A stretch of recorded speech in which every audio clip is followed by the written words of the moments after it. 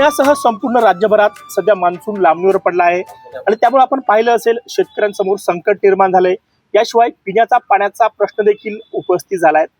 याच पार्श्वभूमीवर पुण्यातील सिंहगड रस्त्यावरील ऐतिहासिक अशा विघ्नहर्ता गणेश मंदिरात एका यज्ञाचं आयोजन करण्यात आलं आहे। राष्ट्रवादी काँग्रेसचे नगरसेवक सूरज लोखंडे आपल्या सोबत आहेत, आपण त्यांच्याशी बोलूयात। सूरज, काय सांगाल, अशा प्रकारचा यज्ञ तुम्ही आयोजन केलाय, नेमकं कारण काय होतं? आज जून महिन्याची 14 तारीख आली, पाऊस आगमन झाला पाहिजे, पण पावसाची अजून कुठे सुरुवात नाहीये। त्यामुळे पुण्याच्या लोकांवरती पाणी कपातची वेळ आली, तसे महाराष्ट्रातील शेतकरी सुद्धा आज पेरणी करू शकत नाही। तर पावसाचं आगमन व्हावं त्यासाठी आम्ही हा याग केलेला आहे।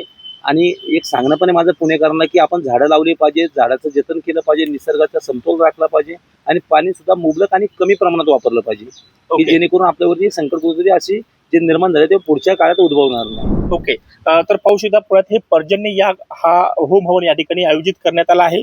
माझ्यासोबत गुरुजी आहेत, आपण त्यांच्याशी देखील बोलूयात। गुरुजी, आपण पर्जन्य याग हा यज्ञ करतोय, त्याचं महत्व काय आहे?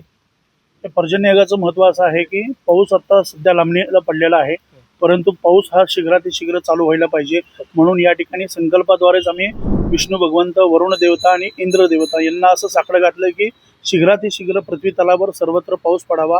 त्यांनी शेतकरी राजा, संपूर्ण जनता ह्या ठिकाणी सुखी समाधानी व्हावी आणि पाण्याचं कुठलंही प्रमाण या ठिकाणी कमी होऊ नये, सर्वत्र सर्वांना आनंद प्राप्त व्हावा, हेच या पूजनाच्या पर्जन्य यागाच्या निमित्तानं देवाला साकडं घातलेलं आहे। खरं तर आपण पाहिलं असेल जूनच्या पहिल्या आठवड्यात मान्सूनचं आगमन होत असतं, मात्र आता जूनचा दुसरा आठवडा संपत आला तरी अजून पावसाची प्रतीक्षा आहे।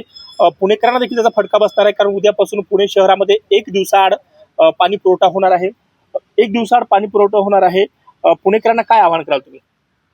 पाणी आपल्याला जेवढं मुबलक आहे, जेवढं लागतं तेवढंच वापर केला पाहिजे। पाण्याची गळती कुठं असेल तर ती पुणे महानगरपालिकेच्या नंबरवरती कळवली पाहिजे। पाणी गळती कमी होईल, पाणी तुम्ही कमी वापरलं तर हे संकट जे आहे एक दिवसाचं हे कुठेतरी संपून जाईल आणि पुढच्या काळामध्ये आपल्याला अजून मोठ्या संकटाला जायची गरज लागणार नाही आणि वेळ थांबलं जाईल।